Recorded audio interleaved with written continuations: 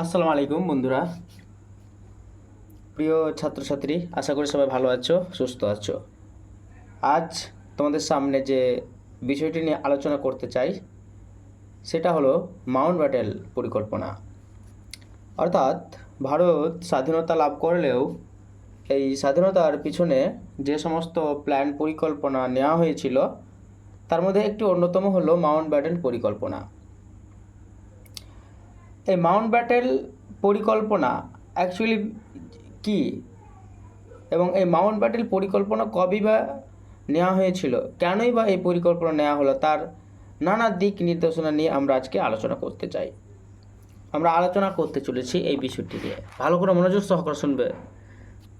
দেখো, আমরা সকলে জানি যে ভারতবর্ষ স্বাধীন হয়েছে।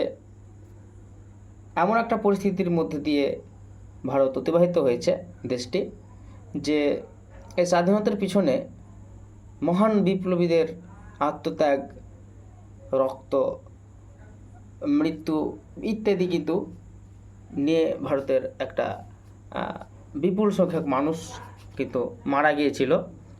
সে মৃত্যুর পর কিন্তু এই দেশটা স্বাধীন হয়েছে। এই ইতিহাস আমরা সকলেই জানি, মোটামুটিভাবে অনেক জানি।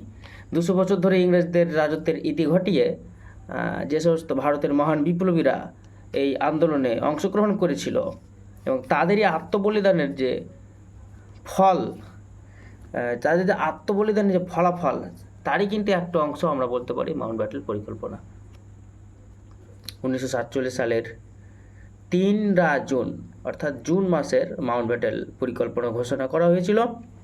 এই মাউন্ট ব্যাটেল পরিকল্পনা ঘোষণা করার প্রেক্ষাপটটা কি সেটা আজকে আলোচনা করব।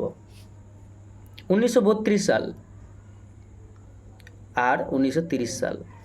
1930 সালের প্রেক্ষাপটটা আমাদের আগে জানতে হবে যে মহাত্মা গান্ধীর নির্দেশে টোটাল 3টি বড় বড় আন্দোলন, জাতীয় স্তরের আন্দোলন শুরু হয়েছিল। তার মধ্যে একটি হলো, এটি একটা অন্যতম, যেটা 1930 সালে হয়েছিল। এটি শেষ, মানে দ্বিতীয় তার কর্মসূচি বা আন্দোলন, যেটা হচ্ছে আইন অমান্য আন্দোলন। এই আইন অমান্য আন্দোলনের পর ভারতে একটা মানে এই আন্দোলনটি 2 পর্যায়ে পরিচালিত হয়েছিল। আইন অমান্য আন্দোলনের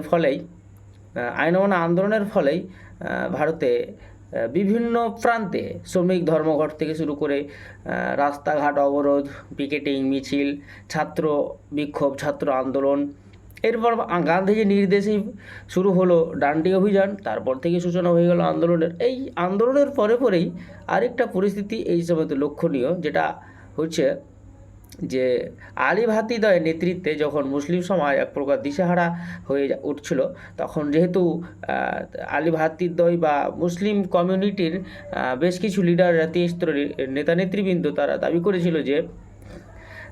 করেছিল যে মুসলিমদের জন্য পৃথক আলাদাভাবে একটি নির্বাচনের ব্যবস্থা করা উচিত।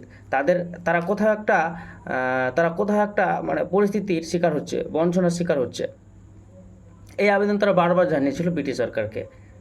ঠিক আছে, এই ব্রিটিশ সরকারকে আবেদন জানিয়ে থাকার ফলে তারা কিন্তু বহু জাতীয় কংগ্রেসের মানে নেতৃত্ব থেকে তারা কিন্তু সরে এসেছিল। অনেক জাতীয় কংগ্রেসের নেতৃত্ব এসেছিল, তবে সবাই না, কিছু কিছু ছিল যারা কংগ্রেসে রয়ে গেছে এবং কংগ্রেসকে ভালোবেসে তারা দল করেছে। এই পরিস্থিতিতে 1932 সালে র্যামসে ম্যাকডোনাল্ড ভারতে একটা সাম্প্রদায়িক বাটোয়ারা নীতি ঘোষণা করলো। এই সাম্প্রদায়িক বাটোয়ারা নীতিতে বলা হলো যে মুসলিমদের জন্য আলাদা পৃথকভাবে নির্বাচনের ব্যবস্থা করতে হবে।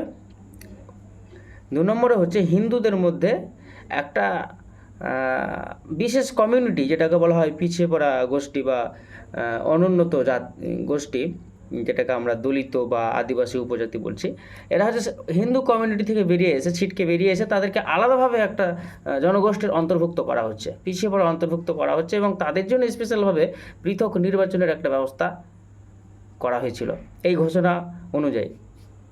কিন্তু প্রথম ঘোষণাতে গান্ধীজির কোনো আপত্তি ছিল না, কিন্তু দ্বিতীয় ঘোষণাতে গান্ধীজির ছিল ঘোর আপত্তি।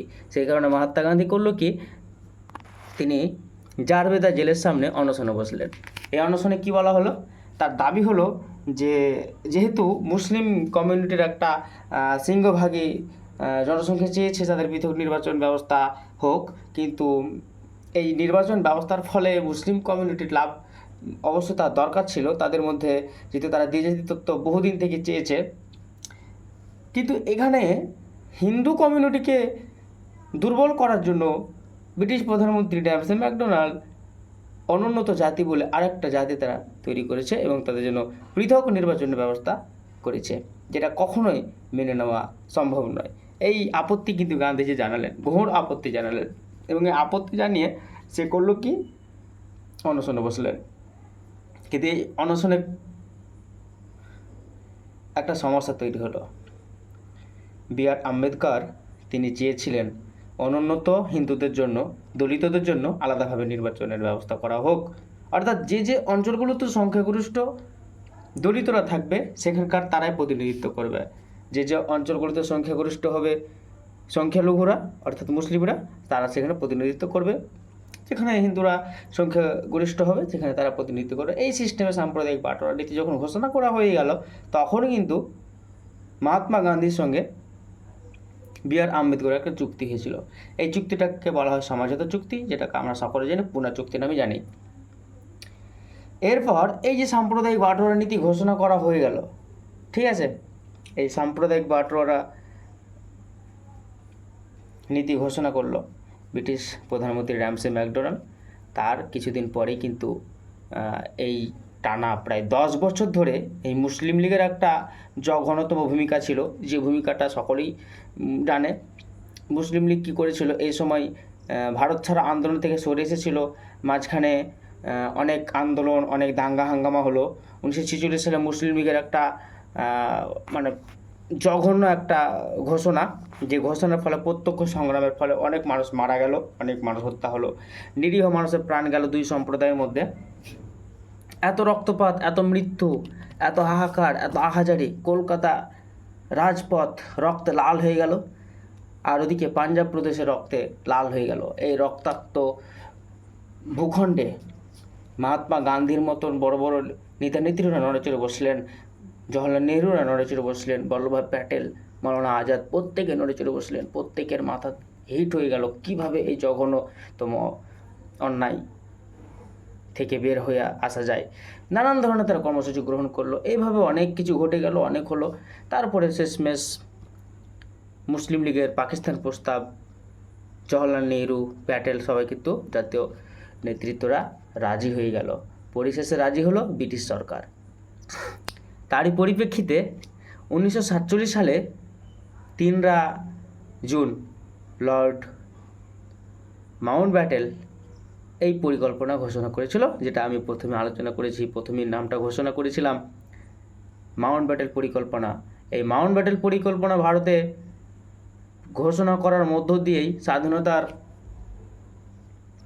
প্ল্যান, বা কী করে ভারতকে স্বাধীনতা দেওয়া হবে, দেশকে দুটি পর্যায়ে বিভক্ত করা হবে, একটা হবে ভারত, একটা হবে পাকিস্তান। দুটি ডোমিনেশনে বিভক্ত করা হয়ে গেলে এই দুটি দেশের প্রতিনিধিত্ব হবে, এই দুটি দেশের প্রতিনিধিত্ব করবে হিন্দু এবং মুসলমান, অর্থাৎ পাকিস্তানের জন্য মুসলিম, হিন্দুদের জন্য ভারত।